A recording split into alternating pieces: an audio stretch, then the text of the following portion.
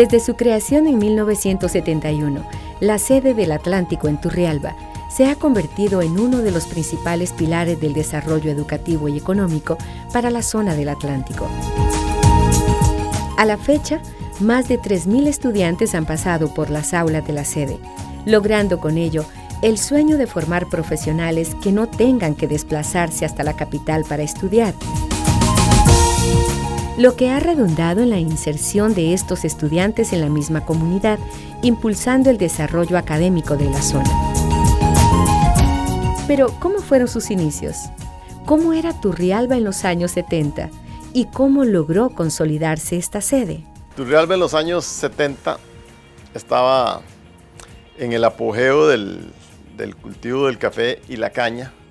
Eso hizo que el comercio en general, el comercio, digamos, tanto de productos agropecuarios como el comercio de lo que la gente come y se pone de ropa, de vestidos, las pequeñas industrias habían florecido bastante. En ese momento Turrialba era un polo económico de atracción. Venía el tren, que era el centro económico de esta zona. Todo el comercio pasaba de Limón hacia San José a través de Turrialba. Era otra época, una época de bonanza económica. Hay que recordar que Turrialba fue uno de los primeros cantones en la zona atlántica que tuvo educación secundaria, pero llegaba hasta tercer año. Después de tercer año, los que querían estudiar tenían que trasladarse a San José. En ese tiempo se llamaba la escuela complementaria. Fuimos el segundo grupo precisamente que salimos graduados. De ahí pasaron unos años en donde se hacía muy difícil que los que salíamos graduados del colegio pudiéramos continuar los estudios.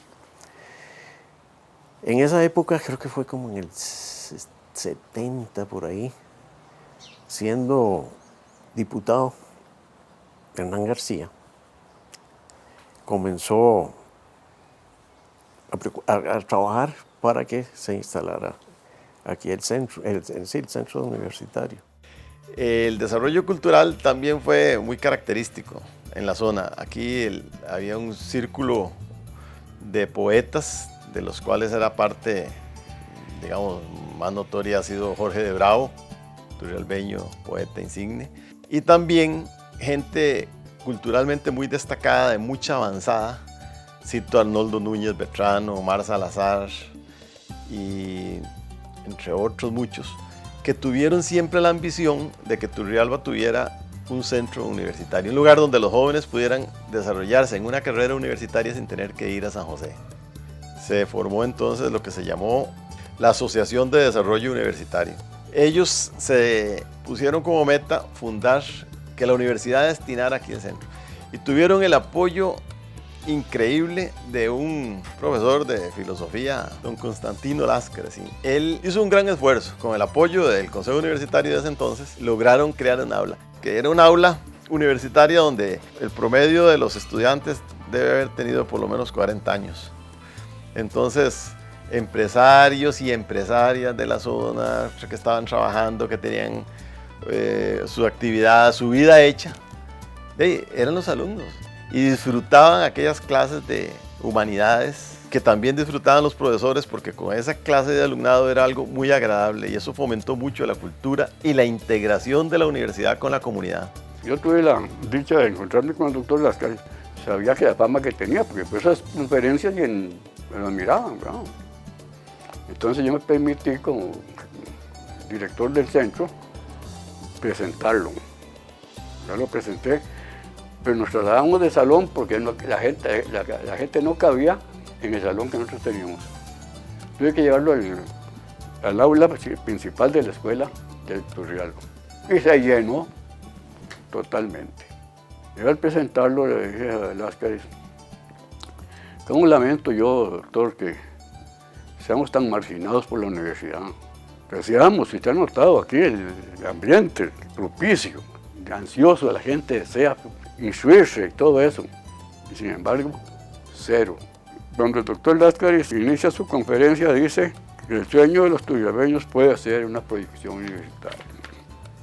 Esa idea que tienes no es una tontera, en realidad. Puede ser una realidad, me dijo así. Entonces yo me sentí y me inyectó. Me cambié de actitud, viendo ya que había posibilidad de... Después de eso, él dijo ahí, al salir, que siguieran adelante con lo de la sede universitaria, o de la escuela, que era lo que se pedía en ese tiempo. Al final de cuentas fue la universidad, aceptó. El inicio de esta sede universitaria se da en el año 1971, en que por primera vez 87 estudiantes logran matricular el curso de Humanidades y el curso de Fundamentos de Biología. Las lecciones las van a recibir en el colegio IET y el curso arranca el 22 de agosto del año 1971. Ellos hicieron una campaña muy grande para ver si tenían personas, porque era cierto número de personas, X número de personas para poderla abrir. Si no, no podían abrirla si no se completaban. Entonces hicieron su campaña, yo fui una de las convencidas y de ver que si yo iba ahí, tal vez el ir yo ahí iba a completar ese número de personas que iban a permitir que hubiera universidad en Turrialba. Y fue una gran cosa para nosotros porque me acuerdo que cuando empezábamos éramos 2 grupos bien grandes, de todas las edades. Era muy bonito. Andábamos que por el IET, que por un lado, por el otro. Nunca teníamos como un lugar fijo para tener las clases, pero era muy bonito. Y tuvimos profesores muy, muy buenos. Definitivamente no había definido todavía qué era lo que se quería en la universidad. Se pedían carreras cortas para poder comenzar con algo.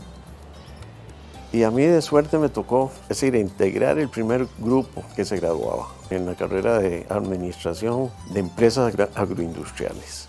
En el origen de la universidad, por eso yo digo que fueron visionarios, fueron valientes, porque no había una infraestructura adecuada, hay que reconocerlo. Cuando yo llegué a impartir lecciones de estudios generales de Historia de la Cultura, en el 73, nosotros dábamos clases en el colegio Turno. Ahí estuvimos algunos años. Luego nos pasamos a lo que ahora es el edificio donde está en el centro de Turrialba, la farmacia San Buenaventura. Me acuerdo perfectamente que abajo estaba la biblioteca, donde ahora está una tienda, un comercio. En la parte de arriba estaban los laboratorios, estaban las oficinas y estaban oficinas de profesores. Bueno, por supuesto que eran pocos estudiantes y éramos pocos profesores, pero sí había limitaciones. Creo que el logro más grande fue la compra de la finca La Olera, que como sabemos pertenecía a Catie. Esa asociación de desarrollo consiguió los terrenos, que eran terrenos del CATI, lo que se llamaba La Olera. Don Manuel Elgueta era el director del ICA y él anunció en Turrialba que estaban vendiendo tierra en lo que ahora está la universidad y otros grandes pedazos a un precio casi ridículo, bajísimo. Entonces ahí es donde se puede meter la proyección universitaria. Entonces teníamos 2 diputados, buscamos a Rogelio Carazo. Rogelio, llamamos, estamos de acuerdo con eso, que están regalando la tierra. ¿Por qué no te llevas el proyecto? Pues nos autoricen a comprar eso, pues nos den la plata. Y Rogelio llevó el asunto a la Asamblea Legislativa. Allá tenía como amigo a Daniel Luber. Daniel era el presidente de la Asamblea y era íntimo de Rogelio. Se juntaron los dos y ¡pum! Damos la plata para instalar ahí el centro universitario. Desde ese momento, la universidad tuvo la iniciativa, en conjunto con las necesidades cantonales, de crear carreras que fueran afines a las necesidades del cantón. Hablar de eso ahora es algo muy lógico. En ese tiempo era toda una odisea. Pensar en que las escuelas y las facultades de San Pedro mandaran profesores y tutelaran cursos fuera de su control directo ahí en la sede fue algo sumamente difícil. Y solo por iniciativas y el poder, digamos, de convicción de Constantino Láscares y del rector de ese tiempo, varios de los rectores de ese tiempo, y don Carlos Camaño sobre todo, se logró que la universidad diera ese paso. Cuando yo llegué a Turrialba en mayo del año 78, había una situación muy conflictiva, una crisis institucional de proporciones muy grandes. Había el conflicto con la gente de Limón, que no aceptaba la presencia del Centro Regional de Turrialba en su zona de influencia. Había un conflicto muy serio con el director, que había renunciado, o sea, el Centro Regional estaba acéfalo. Y había un conflicto con que no había asamblea de centro, porque de acuerdo con el estatuto orgánico, para que haya asamblea de centro tienen que haber al menos 10 miembros en régimen académico. Y en ese momento la asamblea no ostentaba ese número de miembros. Entonces me correspondió a mí ser nombrado, como establece el estatuto orgánico, no por la gente de Turrialba, sino por el Consejo Universitario. Entonces el Consejo Universitario, entre comillas, me impuso como director en Turrialba. Entonces a mí me tocó en los dos campos, en el campo de formación humana y de formación de recursos materiales, hacer un trabajo titánico. Comenzamos por lo más importante, que era el recurso humano. Aglutinamos un grupo de personas de la comunidad, algunas externas, en el campo administrativo. Conformamos un currícula, digamos, en el campo de docente bastante completo. Metimos, que ya existía, pero que estaba completamente desarticulada, la carrera de agronomía, que tenía muchos detractores, pero con todo y todo se continuó. Introdujimos también diplomados. Trabajamos con la Agencia de Cooperación Japonesa, con la Agencia de Cooperación Alemana. En fin, trabajamos con una serie de organismos internacionales que logramos darle al centro regional, digamos, un estatus tanto administrativo como académico. Construimos instalaciones deportivas, se construyó el gimnasio, con muchas dificultades, con mucha ayuda. Aquí debo mencionar algo muy importante, que ocurrió en San Ramón y ocurrió en Turrialba, con mucha ayuda de la comunidad. Se hicieron aulas, con aulas prefabricadas que nos donó el MOP. Se construyó una biblioteca y con la dicha de que ya estaba por ejecutarse el préstamo del BID, y entonces a mí me tocó dejar prácticamente puesta la primera piedra y construyéndose las nuevas instalaciones de la universidad. Me toca hacer la inauguración de esos nuevos edificios, estando, digamos, en ese momento con gente como Fernando Durán Ayanegui en la rectoría. Estábamos hablando de algunos proyectos y algunos programas en una sede que se pensaba eminentemente agrícola, con gente de Turrialba que había impulsado la creación de la Universidad de Costa Rica en Turrialba para una carrera específica que era agronomía, para el desarrollo del agro, para el desarrollo no solo de Turrialba, sino en general de la zona atlántica. Por eso ahí salieron todos los agrónomos iniciales que fueron a desarrollar las zonas bananeras. Yo visualizo esa situación y puedo decir que, digamos, uno de los aportes más importantes que realizo durante mi gestión es traer, porque se necesitaban, carreras de educación para formación de docentes de primaria y posteriormente de secundaria, porque había una comprensión clara, en mi caso, como educador, de que el desarrollo de estas zonas pasaba más que por la agronomía, por la formación de docentes de calidad que pudieran atender a los estudiantes en Turrialba, en Siquirres, en Guapiles, en Guásimo, en Limón.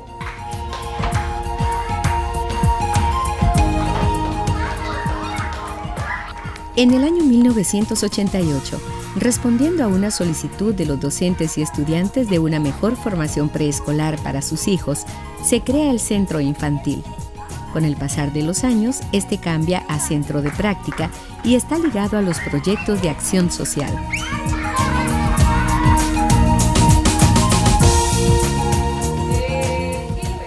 Posteriormente, y por iniciativa de las autoridades de la sede, para el año 2000, inicia funciones el proyecto de Escuela Laboratorio en convenio con el Ministerio de Educación.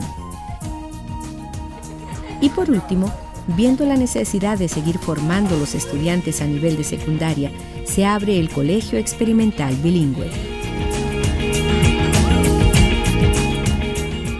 Con la apertura de las nuevas instalaciones en la sede de Turrialba y con un mayor apoyo económico del Consejo Universitario, surge la necesidad de construir más recintos para aquellos estudiantes que debían viajar grandes distancias.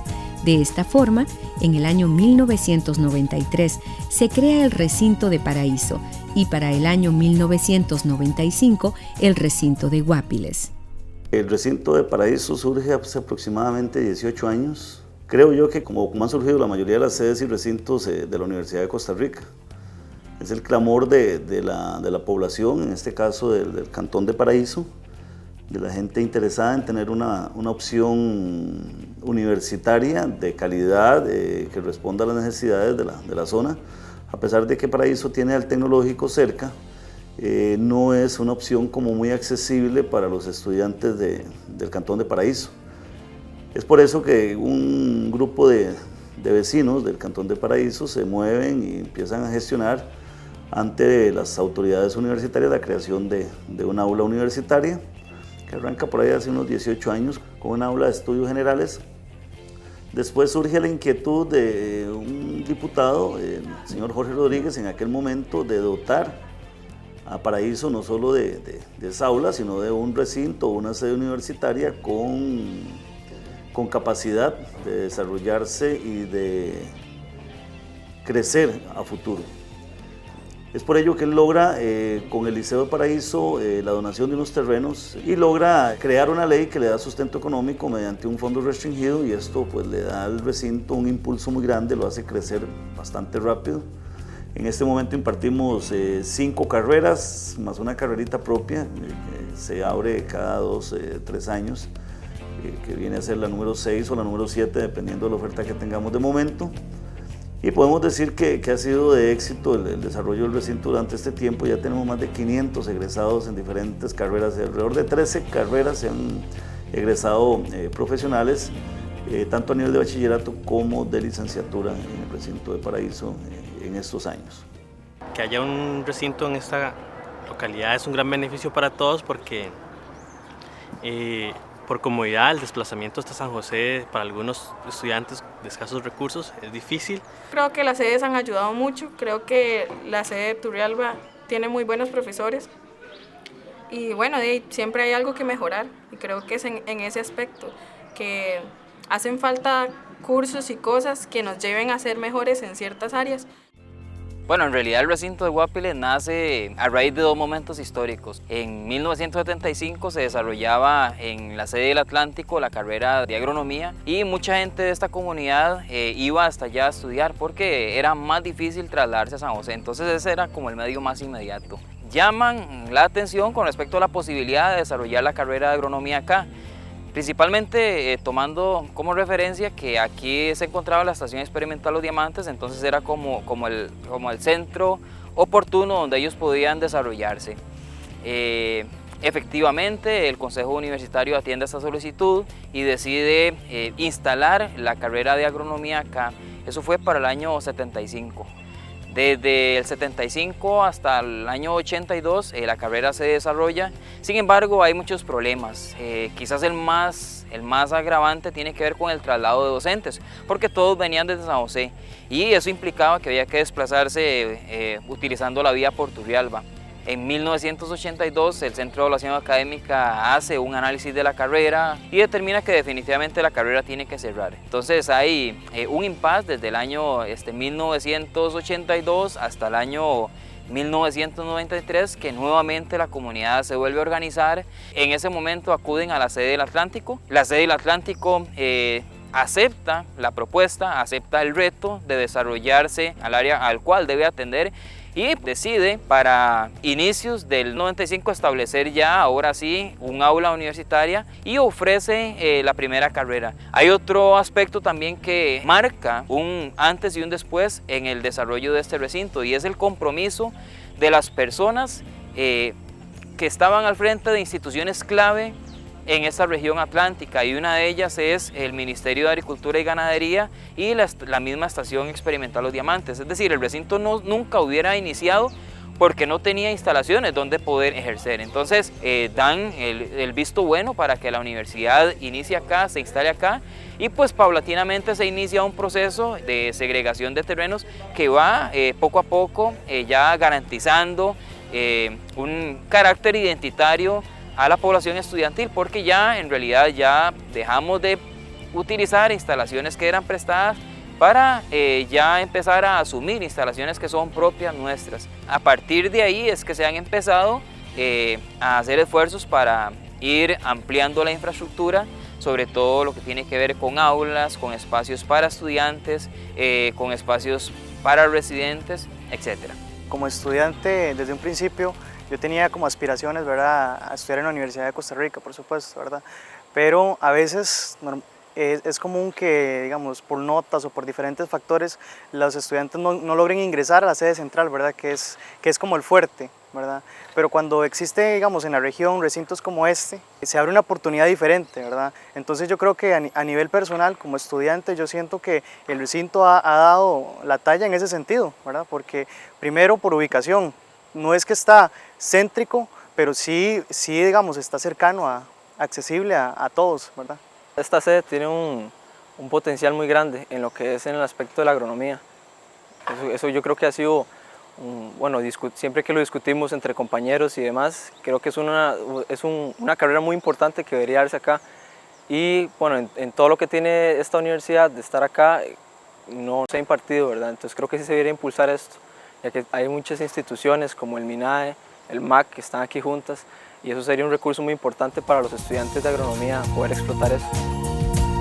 En la actualidad, la sede de Turrialba cuenta con 1.565 estudiantes, de los cuales 715 están inscritos en Turrialba, 374 en el recinto de Paraíso y 370 en el recinto de Guapiles.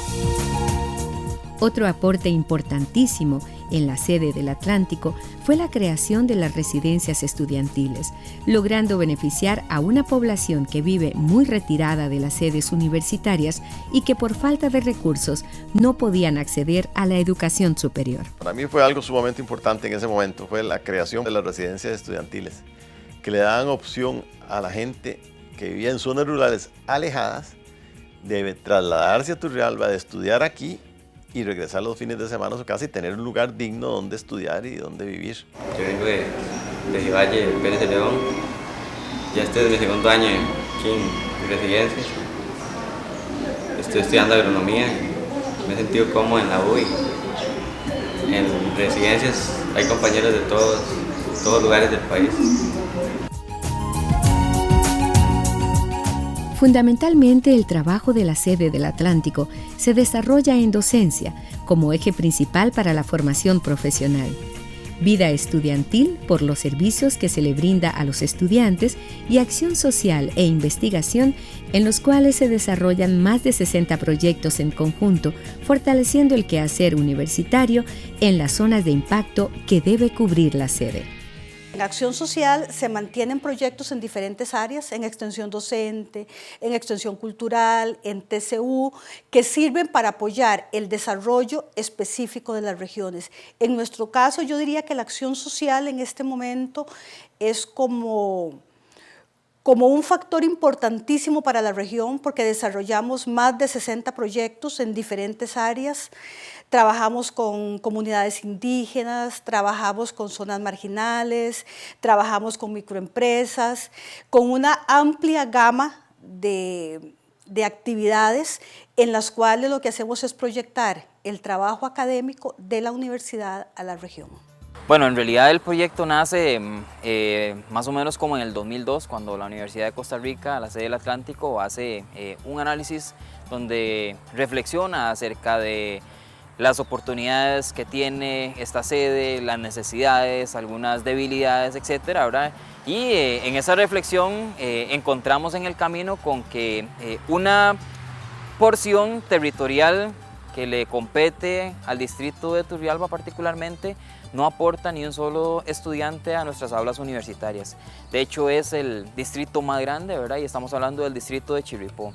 En ese momento surgen algunas inquietudes y pues parte de los trabajos posteriores a esa reflexión pasan por el espacio de hacer una investigación, a ver realmente cuál es el contexto, cuál es la realidad del por qué no tenemos presencia en nuestras aulas universitarias de personas de esas comunidades. Entonces inicia la idea evidente de poder desarrollar un mapa que nos permitiera visualizar esas comunidades, la ubicación, cuál era la forma de llegar a esas comunidades, cuál era la distancia. Bueno, básicamente esto es el territorio indígena Cabécar de Chirripó. Está compuesto primero por una parte del distrito de Chirripó, que le corresponde al cantón de Turrialba, y por supuesto que también otro grupo de comunidades se encuentran ubicadas en el Valle La Estrella. Es decir, todo esto, independientemente sea de Turrialba o sea de La Estrella, está habitado por los cabécares. Turrialba se encuentra ubicado acá, más o menos como a 15 kilómetros de Grano de Oro. Es decir, para llegar a las comunidades indígenas hay dos accesos. Uno es entrando por Grano de Oro y otro es haciéndolo por Bajo Pacuar. Básicamente las comunidades se ubican en los márgenes de dos ríos. Primero el río Pacuar y segundo el río Chirripó, que es la división entre Turrialba y Talamanca. Todas estas localidades las hemos ido recorriendo utilizando la tecnología de posicionamiento satelital, pero eso implica que no podemos hacerlo desde el aire con una fotografía digital, sino que hay que estar físicamente en la comunidad, tomar los puntos para trazar rutas y posteriormente ir uniendo capas para poder representar límites políticos, caminos, en el caso de los que vienen a Turrialba, para poder representar ríos, por ejemplo. La última versión que se construyó del mapa, esta versión ya tiene 62 comunidades y de 62 comunidades que habían el año pasado a la actualidad ya hay 3 comunidades, es decir, ya hay 3 lugares donde se ha introducido una nueva escuela, porque precisamente eso implica que los niños tengan que caminar y desplazarse menos, que tengan ya no que cruzar el río, sino que quedarse cerca de su misma localidad, etcétera, ¿verdad? Bueno, el proyecto es denominado Lineamientos para el Desarrollo de Proyectos de Vida con Inteligencia Emocional, dirigido a niños y niñas en edad escolar de las comunidades aledañas a la sede del Atlántico, denominado o conocido comúnmente como Proyectos de Vida con Inteligencia Emocional.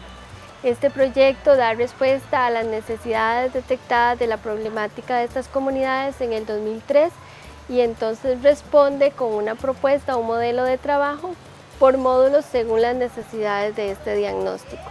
El proyecto se viene trabajando desde la fecha hasta el día de hoy, no solo en las comunidades cercanas a la sede, sino que el proyecto ha trascendido fronteras con algunos módulos del mismo para desarrollar proyectos de vida con inteligencia emocional, los cuales han impactado satisfactoriamente en las necesidades de niños y niñas con problemas de autoestima, con problemas de dignidad humana, con problemas de drogadicción y alcoholismo, con falta de hábitos y por ende les tratamos de transmitir una serie de lineamientos a los chicos para que sean niños empoderados, seguros de sí mismos, con una actitud diferente hacia la vida, con deseos de aprender, con una actitud positiva de ellos y logrando empatía con los demás para desarrollar habilidades y destrezas emocionales, cognitivas en cada uno de los beneficiarios del proyecto y así desarrollar competencias emocionales en las personas que participan del mismo. En el año 2004 inicia un proceso de reflexión en torno al acceso a la educación superior pública acá en la sede, en compañía de personas de las comunidades cabécares de Chirripó y de representantes de instituciones y organizaciones con presencia en los territorios cabécares de Chirripó, porque a la fecha no habíamos tenido una persona que entrara a la universidad en proceso regular.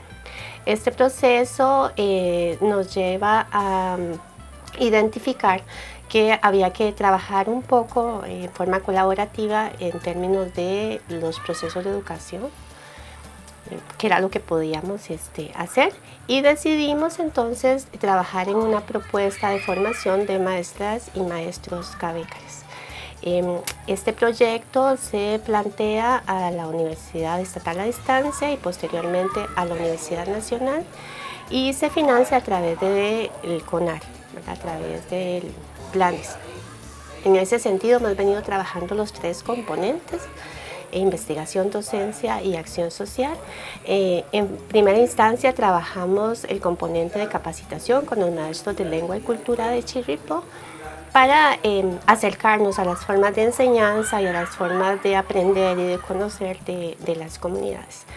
Y se define diseñar la carrera que en este momento está desarrollándose, que es el bachillerato en primer y segundo ciclo con énfasis en lengua y cultura cabecar, acompañado de procesos también de investigación.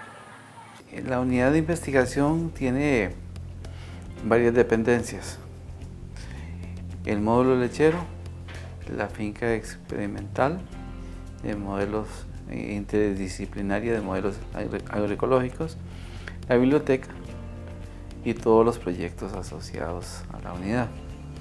Nos encontramos con el módulo lechero, que fue una experiencia iniciada por un exdirector, don Gerardo Rojas, que él en un principio estaba soñando de que había que producir leche en Turrialba no solamente en la zona alta y fría, que se podía producir la leche en las zonas bajas y calientes. Y de ahí él trató de demostrar, y exitosamente, como es ahora, de tener una finca lechera en una zona baja y caliente y con vacas lecheras, de raza lechera. Y ahora lo que está haciendo son adaptaciones más tropicalizadas de producción lechera. Por último, el proyecto de la finca interdisciplinaria de modelos agroecológicos surgió hace más o menos 10, 12 años como producto de una negociación con el ICE porque ellos hicieron una represa en terrenos de la sede y eso permitió una oportunidad de tener una experiencia agrícola ya en un terreno más amplio. Esa experiencia ya es diferente porque es una experiencia que está enfocada en 3 líneas. Una, cultivos, que es el manejo de cultivos en esa zona, ya sea bajo ambientes protegidos en invernaderos o en ambientes abiertos. Ahí nos encontramos que hay cultivos que se están manejando de forma diferente, con el propósito de demostrarles a los productores que se puede mejorar su forma de producir. Después la experiencia de producir carne, ganado de carne, en un sistema agroforestal, o sea, con silvopastoril, donde hayan árboles en comunidad con el pastoreo. Y por último, el tercer proyecto, que es la recuperación de terrenos de muy malas condiciones, recuperarlos como bosque, que es la parte más grande del proyecto. No sé si realmente hay que tener claro que esos terrenos donde está el bosque son botaderos o fueron botaderos del proyecto de construcción del embalse de Angostura y ahora se están reforestando. Se ha conseguido asesoramiento técnico para que ese proceso no solamente se dé la reforestación, sino que a la vez, simultáneamente, sirva como espacios naturales para la actividad física, que es lo que se está haciendo últimamente. Podemos decir que en 40 años hemos formado principalmente profesionales para la región que están trabajando en las empresas de la región, en las empresas públicas, en microempresas, en empresas privadas. Y yo diría que este es como el gran aporte que la sede ha hecho a la región, o sea, la formación de cuadros profesionales para su desarrollo. Me parece que entre los retos está consolidar de mejor manera el desarrollo de opciones académicas para el futuro. Aquí fundamentalmente el reto no es tanto de la sede como de las autoridades universitarias. Nosotros y las demás sedes necesitamos que las autoridades universitarias nos sigan apoyando, nos aprueben más tiempos docentes para poder ofrecer más carreras universitarias, de manera que podamos cubrir mayor cantidad de graduados de colegio y podamos llevar de mejor manera la educación pública a las regiones. La regionalización siempre ha sido una lucha en la Universidad de Costa Rica.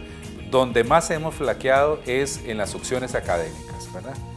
Yo creo que si bien es cierto ha estado agronomía, economía, administración y recientemente cómputo, ¿verdad? Los idiomas como el inglés, para mí ha hecho falta otras carreras. Me parece interesante rescatar el hecho de que esta celebración nos permite a los universitarios retomar con más energía y con más fuerza nuestra posición y nuestro trabajo en el área docente. Me parece que es como la parte fundamental a la cual tenemos que dedicar nuestros esfuerzos, ofrecer más carreras, ofrecer más posibilidades para que los estudiantes no tengan que emigrar al gran área metropolitana, para que estudien en las regiones y se queden en las regiones desarrollando el país. Para mí en particular, la historia de Turrialba es una antes de la llegada de la Universidad de Costa Rica y otra con la llegada de la Universidad de Costa Rica. Definitivamente la Universidad de Costa Rica fue quizá el mayor polo de desarrollo cultural, educativo y económico para el cantón. En mi caso y en el de muchos colegas que hemos vuelto a la universidad como docentes, como profesionales, o sea, sentimos que el impacto ha sido grande. Yo siempre he dicho que es la mejor forma con que se puede democratizar la riqueza y la educación de este país. Considero que las personas que idearon la regionalización hace 42, 43 años, cuando empezaron con la sede de Occidente, fueron visionarios, fueron gente que realmente pensaron en el futuro, no solo de Costa Rica, sino de la misma universidad. Yo creo que la educación y la formación del hombre es lo que garantiza el progreso verdadero de los pueblos. Si no hay formación, si no hay educación, no hay aspiraciones, no hay metas futuras, no hay nada. Era una inyección de vida a todo nuestro pueblo.